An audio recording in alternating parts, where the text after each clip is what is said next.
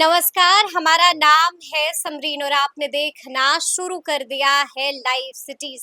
देखिए, लंबे समय से ट्रांसफर पोस्टिंग का इंतजार कर रहे शिक्षकों के लिए बड़ी खबर है। देखिए, आपको मालूम है कि बीते दिन शिक्षा मंत्री सुनील कुमार ने भी इसको लेकर सब कुछ साफ कर दिया है, बता दिया है कि आखिर शिक्षकों की ट्रांसफर पोस्टिंग कब और कैसे होगी। तो आज हम इसी मुद्दे पर सीधी बातचीत करेंगे सीनियर जर्नलिस्ट अरुण पांडे जी से। सबसे पहले बहुत शुक्रिया बातचीत के आपको लिए। भी धन्यवाद। जी, अरुण जी, सबसे पहले तो हम आपसे जानना चाहेंगे कि शिक्षकों की ट्रांसफर पोस्टिंग को लेकर के क्या खबर आ रही है। देखिए, बिहार में लगभग 6 लाख शिक्षक हैं। हम्म, अभी उनके ट्रांसफ़र पोस्टिंग को लेकर जो चर्चा हो रही है, अभी तो उनके ट्रांसफ़र पोस्टिंग की कोई नीति और नियमावली हम्म, पहले तो ये बननी है ना।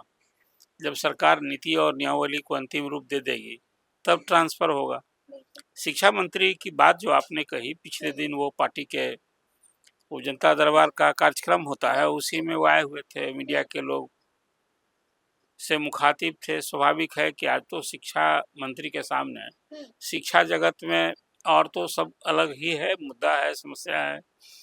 शिक्षकों की नियुक्ति, प्रधानाध्यापकों की नियुक्ति, शिक्षकों का स्थानांतरण, उनकी प्रोन्नति, उनकी सेवा का नियमितीकरण, मुद्दे तो सब भरे पड़े हैं। कौन सा मुद्दा समाधान हो रहा है? मुझे तो लगता है कि सिर्फ अब जुबानी कार्रवाई हो रही है, सर जमीन पर कुछ तो होता दिख नहीं रहा है। आपने कहा कि शिक्षा मंत्री ने क्या कुछ कहा है, कब वो ट्रांसफर होगा, तो अभी तो नीति और नियमावली बननी है 2 जुलाई को इसी साल। जी जी जी। शिक्षा विभाग के सचिव हैं बैद्यनाथ यादव, कमेटी का गठन कर कमेटी दिया बनी था। थी, उसमें जी। निदेशक माध्यमिक शिक्षा और प्राथमिक शिक्षा उसके मेंबर थे। 3 मैन कमेटी थी। 2 जुलाई के बाद एक किरदार तो वही है, अभी शिक्षा सचिव नहीं बदले, भले ऊपर अपर मुख्य सचिव बदल गए। अब उसके नीचे प्राथमिक और माध्यमिक शिक्षा के नए निदेशक आ गए। जो भी एक प्रारूप बनी, नियमावली बनी, जो एक अभी तो उसी स्टेज में था। इसके केवल काउंसिल के या असेंबली के फ्लोर पर भी बड़ी लंबी चौड़ी बातें कही थी शिक्षा मंत्री ने कि हम शिक्षकों का जो ट्रांसफ़र है वो करेंगे, उसमें महिलाओं को हम प्राथमिकता देंगे, उसमें पति पत्नी को एक जगह वाली प्राथमिकता देंगे, जो असाध्य रोगी हैं, उदारता वाली नीति हाँ, बनाएंगे। असाध्य रोगी हैं उनको हम प्राथमिकता देंगे, दिव्यांग को देंगे। देखिए, ये सब कुछ जो सरकार राज्यकर्मी के स्थानांतरण पदस्थापन के जो नीति नियम बने हुए हैं, उसमें ही सारा उल्लेख है। मुझे लगता है जो सरकारी कर्मियों की के स्थानांतरण के जो नियम है, जो इसे बात तो सब में होता है और बहुत सारे लोग इससे वंचित होते हैं, बहुत लोगों को लाभ मिलता है। तो शिक्षकों के संदर्भ में तो मैं आपसे कहूँ कि पिछले जब से ये शिक्षकों का जब नियोजित शिक्षक, अब तो वो गुड बाई सरकार नीति से कर ली है कि अब कोई नियोजित शिक्षक बहाल नहीं होगा।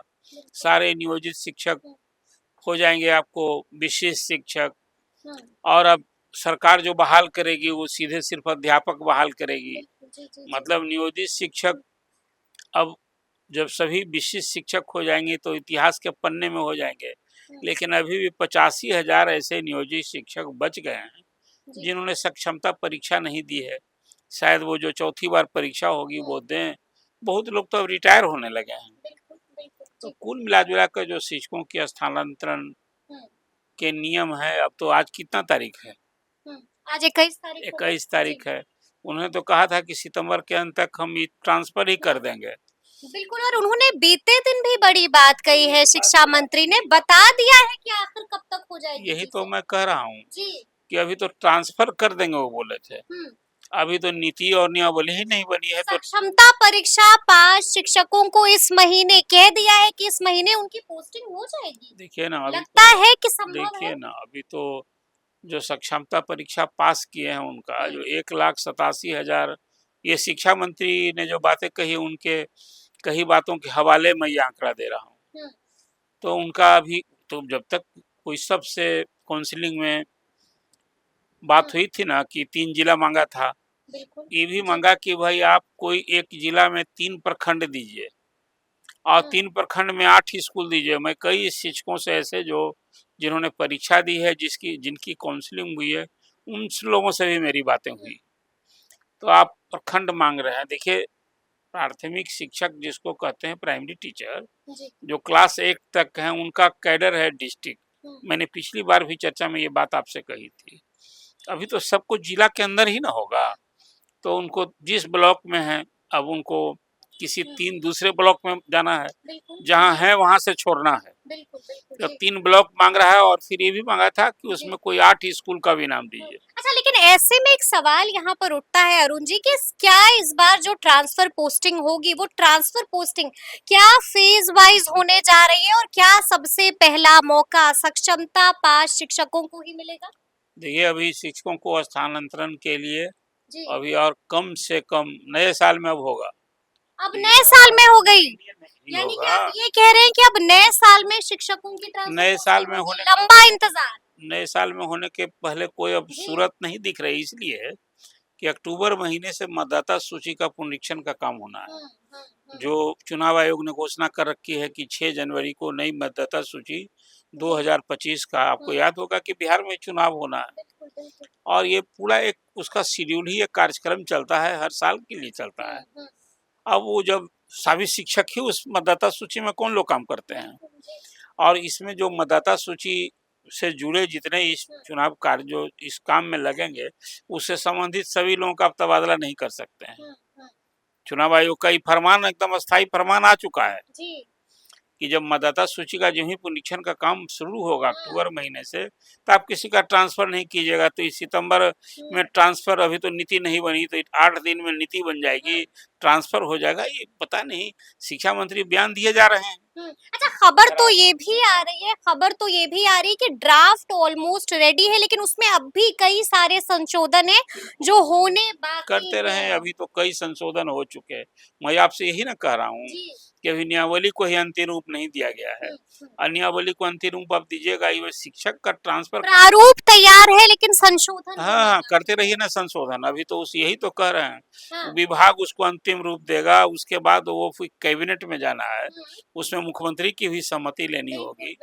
जो एक कोई कायदा नियम जो बनी हुई है सरकार का, विभाग उस नियमावली को अंतिम रूप दे, फिर कैबिनेट में जाना है। लेकिन यहाँ पर ये भी सवाल उठता है अरुण जी कि आखिर ये देरी हो क्यों रही है? देरी के पीछे की बड़ी वजह क्या समझ में आ रही है आपको? देखिए, अब वो एक तरह से कहिए हनक का सवाल, अच्छा, और दूसरा सवाल है कि अब हमारी प्राथमिकता क्या है। अभी प्राथमिकता है कि शिक्षकों का तबादला करना, ये सरकार की प्राथमिकता है, स्थानांतरण करना कि नियुक्ति करना, कि लंबित प्रमोशन 40,000 हेडमास्टर की नियुक्ति करनी है।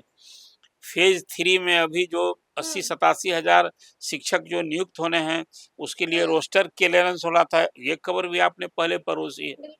अब उसका भी सब अंतिम रूप कहिए कि वो दिया जा रहा है, कि जो एक इंतजार हो रहा था कि रिजल्ट करेगा आयोग, सब कर न चुका है, ये रिजल्ट बाकी है। आपको याद होगा उसमें भी वो जो अभी बिहार में आरक्षण का जो नियम में बदलाव हुआ था, इसके कारण नहीं ये सब कुछ हुआ। फिर सरकार ने कहा टीआर 1 टीआर 2 में जो बैकलॉग रह गया था, उसको भी आप समाहित करते हुए और एक नया रोस्टर तैयार कीजिए। ये तो हो गया बीपीएससी टीआरई 3.0 के बारे में, लेकिन हम आपसे जानना चाहते हैं कि ट्रांसफर पोस्टिंग में देरी क्यों हो रही है? तो जो नियमावली, पहले नियमावली का अंतिम रूप नहीं दिए हैं आप, तो आधार क्या होगा, यही तो पूछ रहे हैं आपसे। क्या लगता है फिर से एक बार ट्रांसफर पॉलिसी कहीं लटक तो नहीं जाएगी? अभी तो ट्रांसफर पॉलिसी बाहर आई ही नहीं, लटकी क्या है, अभी लटकी ही हुई है। और अब नीति जब सामने आ जाएगी, नियमावली अंतिम रूप हो जाएगा, अब उस नियमावली के अनुरूप कार्रवाई होनी है। तो कार्रवाई के लिए अब सरकार का ही विभाग का हाथ बन जाएगा कि अब मतदाता सूची पुनरीक्षण का काम, इसको रोक पाएगी क्या सरकार? ये राज्य सरकार के बूते में है। इसमें 6 लाख शिक्षक हैं, उसमें आधा से अधिक शिक्षक इस काम में जुट जाएंगे। तो कौन करेगा? मतदाता सूची का काम शिक्षक से नहीं लेना है, यदि सरकार तय करे। यानी कि आप ये साफ कह रहे हैं कि ट्रांसफर पोस्टिंग एक बार फिर से लटकेगी। फिर एक कैलेंडर, अब एक ही कैलेंडर तो भूला जाइए, इस साल होना नहीं। और मुझे लगता है कि जो अभी जनता दरबार जो कार्यक्रम होता है, उसमें शिक्षा मंत्री का जो एक बात उसमें उन्होंने कही है ना, कि हम हर नियोजित शिक्षक को ट्रेनिंग दिला रहे हैं और साल में 2 बार ट्रेनिंग देंगे, ही काम चल रहा है। ये काम चल ये रहा है। काम चल रहा है। हाँ, जी। लेकिन नियुक्ति, प्रमोशन, हाँ। ट्रांसफर ये काम कहाँ हो रहा है? हाँ, और इंतजार काफी लंबा सब हो गया मिल है। गया अरुण जी, था। हम आपसे ये भी जानना चाहेंगे, अभी आपने कुछ देर पहले जिक्र कर दिया बीपीएससी टीआरई 3.0 का, उसके भी नतीजे अब तक नहीं निकले, वहां पर देरी क्यों हो रही कहा है? उसके लिए तो हो गया था, सरकार ने ये बात कही थी हम्म। कि आयोग को वो रोस्टर देन फिर से ना उसका होना था, रिजल्ट के जी। पहले रोस्टर क्लियरेंस होना है। हम्म। उसमें सरकार का एक हो गया निर्देश कि भाई प्रथम चरण में, द्वितीय चरण में सारी कुछ पद खाली नहीं रह गए जी थे जी जी। और उसमें जो बैकलॉग को पूरा करते हम्म। हुए और इसमें नियुक्ति करनी थी। बिल्कुल। अब उसके निर्धारण में रिजल्ट तो तैयार है, एक तरह से था, हम्म। रिजल्ट हो गया होता, हम्म।